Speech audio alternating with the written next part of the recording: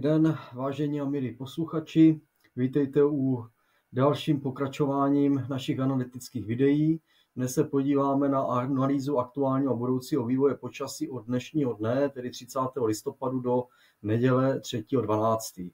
Tím důvodem, proč toto video je to, že nám hrozí, bych řekl, mimořádná situace spojená tedy jak s sněhovými jevy, kdy tedy opravdu může napadnout na území České republiky i desítky centimetrů sněhu a současně tedy hrozí nebezpečí ledovky, zejména v jižních částech území.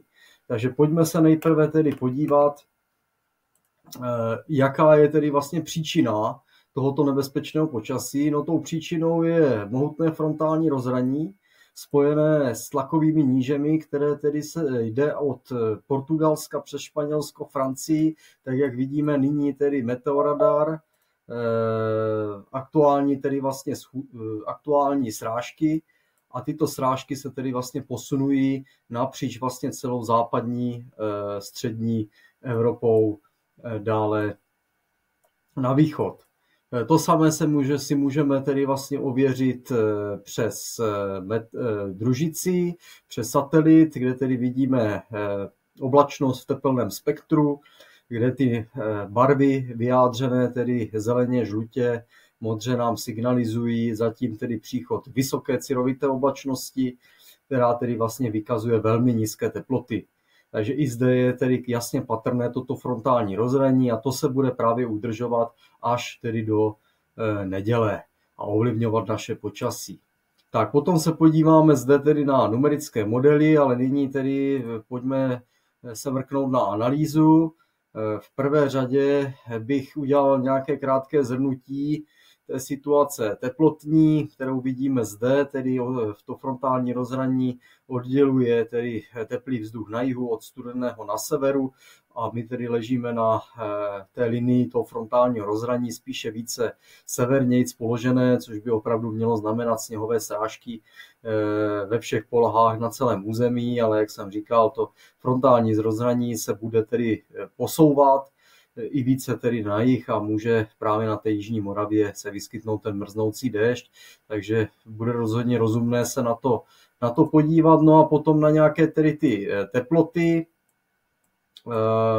Když se podíváme tedy na teplotu v Evropě, tak stále vidíme panující zimní ráz počasí, teploty kolem nuly. Ovšem je vidět tedy od západu, jihozápadu, že ty teploty se postupně tedy navyšují. Tak, pojďme se tedy v rychlosti mrknout na ty důvody, tedy jak jsem říkal, oblast nízkého tlaku vzduchu, která tedy jde napříč vlastně celou tou Evropou. Když to tady takto nějak zjednodušeně zakreslíme, tak to jsou vlastně oblasti jednotlivých těch tlakových níží, které tedy vlastně ovlivňují to naše počasí, no a to frontální rozhraní, to by mělo teďka aktuálně ležet někde zde, tedy vlastně to znamená, že odděluje chladný vzduch na severu, tedy když tak načrtneme zde, který tedy představuje výskyt těch sněhových srážek od tedy teplejšího vzduchu na jihu. A dá se říct, že to frontální rozhraní tady vlastně plus minus, když to takto nějakým způsobem začrtnu, tak už znamená tedy výskyt těch dešťových srážek. Ale to je situace dnes. Jo. Samozřejmě to frontální rozhraní se bude pohybovat v dalších dnech, načrtneme si to na dalším schémátku trošku více na sever, bude se částečně tedy dotýkat té naší jižní a jihovýchodní hranice, takže tam opravdu ty mrznoucí srážky a ta ledovka se může vyskytnout. To samé vidíte na té synoptice, tu složitost té situace, jednotlivé tedy frontální vlny, takzvaná zvlněná studená fronta, kde hlavně tedy tady ty půlkruhy červené znamenají, že ta fronta jde tedy na sever, postupuje, to znamená, to frontální rozhraní skutečně bude oscilovat směrem na sever poněkud. Takže když se podíváme v rychlosti na výhledy dál, jak to tedy bude, tedy 1.12. vidíte tady tu synoptiku, možná bychom to mohli přiblížit trošku, ať se na to podíváme, na ty synoptické mapy, takže vidíte zítřek, že opravdu budeme ležet téměř na hranici toho frontálního rozhraní. To znamená nebezpečí mrznoucích srážek a deště na tom jihu a jihovýchodu je právě nejpravděpodobnější v pátek večer a v sobotu v noci, ale potom už během soboty a neděle by opět to frontální rozhraní mělo být zatlačeno studeným vzduchem víc na jih a už se budou vyskytovat pouze tedy sněhové srážky. No a tady už vidíme 2.12., jak to, co jsem tedy říkal, že bude postupně vytláčeno to frontální rozhraní, takže už se bude jednat vyloženě o sněhové srážky v sobotu a v neděli už se bude nasouvat tedy oblast vysokého tlaku vzduchu nad střední Evropou a postupně tedy srážky budou ustávat. No ale bude se vyjasňovat a po přední straně bude pronikat velmi chladný vzduch od severu a severozápadu, takže to bude znamenat při vyjasňování a uklidňování větru, hlavně z pondělí na neděli, velmi nízké teploty kolem minus 15 stupňů a v těch horských oblastech, v horských údolích to může být i pod minus 20. Takže skutečně zima ze vším všudy. Ještě když se velmi stručně podíváme na výstupy NAO-indexu a AO-indexu, tak vidíme tuto NAO severoatlantické oscilace, že od 15. září vlastně do současnosti je v záporných hodnotách, což tedy vlastně znamená postupně vlhčí, chladnější tedy počasí, což vlastně se projevuje nejvíce až teď, je to patrné.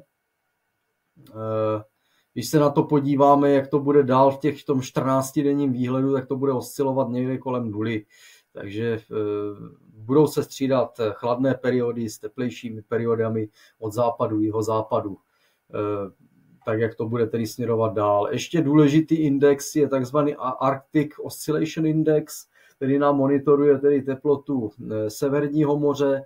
Tady je vidět ta odchylka, kde tedy jede hodně do záporu kolem 1. prosince, takže opravdu i moře jsou poměrně prochlazené proti tomu teplejší periodě v létě. To jde tedy poměrně dosti výrazně dolů a toto vlastně můžeme ten trend pozorovat i tedy v následujících 14 dnech. Ještě jenom taková drobná odbočka, co bych tady vlastně chtěl zmínit, ještě modely a výstupy s El Niñem, tedy s ukazatelem ENSO, který je taky ten dlouhodobý klimatologický parametr, tak vidíme tedy ten nárůst, který byl nejvíce se projevoval v těch letních měsících. Byly tam i ty teploty oceánu velmi vysoké, o 1 až 2 stupně v průměru vyšší, než jsme tedy byli zvyklí. A teď vlastně je vidět ten trend, že by postupně tedy se měla ty hodnoty toho ENSA snižovat, tedy měli bychom směrovat v druhé půli příštího roku pravděpodobně zase k záporným hodnotám, takže by se mohla projevovat jev La Niña. To znamená, že vlastně to teplé celoglobální počasí by nemělo vydržet a mělo by se ochlazovat a to ochlazování se začalo podle mého názoru už projevovat právě listopadu tohoto roku, kdy postupně nastala ta vlhčí, chladnější perioda, kterou nyní tedy pozorujeme v tom současném počasí. Tak, ještě já se teda vrátím zpátky k té analýze, takže jenom ať to nějakým způsobem dotáhneme, tedy ta oblast toho nízkého tlaku vzduchu postupně tedy se bude stále se udržovat na touto části tedy vlastně Evropy, no a ta linie, jo, načrtneme to zde. Tohle bude tedy vlastně scénář pro 1.12. 1.12. No a když tam dáme tedy například tu zelenou linii, tak pro tu sobotu už tedy vlastně ta linie bude ležet někde zde 2.12., což tedy vlastně bude znamenat, že postupně tedy ten studený vzduch jo, který bude zde 1.12., tak bude tedy vlastně směrovat vlastně dolů více na jih. To znamená, že v sobotu už mrznoucí srážky nebo dešťové srážky nemusíme si myslím vůbec očekávat ani na tom jihu a jihovýchodě. No a v neděli tedy postupně se bude nasouvat od západu, tedy oblast vysokého tlaku vzduchu. Takže budou postupně během dne ty srážky ustávat. Takže toto bych řekl k té analýze. Tak, nyní tedy bych přešel k tomu, jak to bude vypadat se srážkami, tedy s vývojem srážek nadále. Pustíme si tedy numerické modely. Asi tady bych považoval za to nejkvalitnější, co si můžeme dát. Tak model Icon D2, pouze nevidíme krajně severovýchod, protože to tedy německý model, který tedy vidí nějakých 95-96% našeho území a je to tedy regionální model s rozlišením 2,2 km. Takže když to pustíme a můžeme to nechat i takto, tak ty kapky tady na tom jihu a jihovýchodě během pátku vidíme, že to mrznoucí mrholení déšť tam skutečně hrozí, ale potom by se to mělo postupně tedy dostávat víc na jih.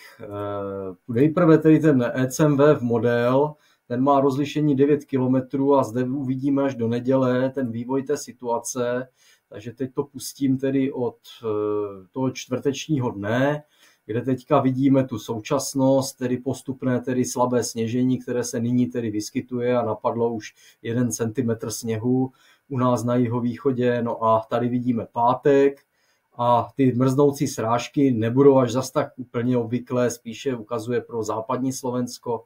No a nejsilnější srážky budou tedy v sobotu, převážně sněhové, tak ještě i v neděli to tady ukazuje, že ráno a dopoledne ještě mají tedy doznívat některé ty srážky, no ale pak už to má tedy postupně ustávat a v pondělí už vidíme, že tady nic nebude. Pro srovnání si pustíme GFS model, ten má rozlišení 22 km, takže není až tak přesný, co se týče těch lokací.